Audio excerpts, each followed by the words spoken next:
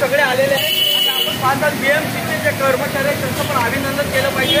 आता युवक तेही कार्यकर्ते आहेत। आता ते पाणीचा निचरा कसा व्हावा आपणला जे माहिती आहे म्हणजे नगरसेवक जे आमचे आहेत त्यांना जे माहिती आहे की बाबा कसं पाण्याचा निचरा होईल त्या हिशोबाने ते पाण्याचा निचरा करत आहे।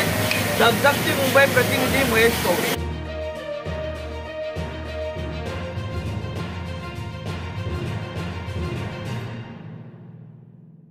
लाईन चोक झाली आहे आणि गेल्या 5 दिवसापासून काम चालू आहे तरी सुद्धा त्यातून सोल्युशन निघत नाही आहे।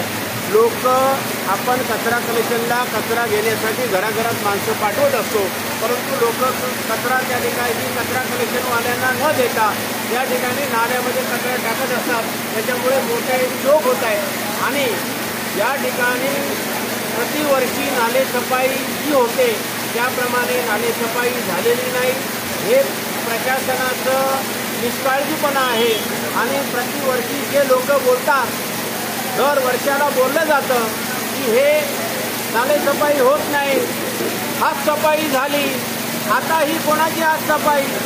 प्रशासनाची हातसफाई आहे का कोणाची हातसफाई आहे? आता याला जबाबदार कोण? प्रत्येक वेळी शिवसेना उद्धव बाळासाहेब ठाकरे पक्षावरती आरोप प्रत्यारोपाच्या फैरी झडल्या जात होत्या। आता याची जबाबदारी आपण स्वीकारणार आहात का? याची जबाबदारी स्वीकारून याच्यातून मार्ग निघणार आहे का? प्रशासन या ठिकाणी योग्य रीतीने काम करत नाही आहे।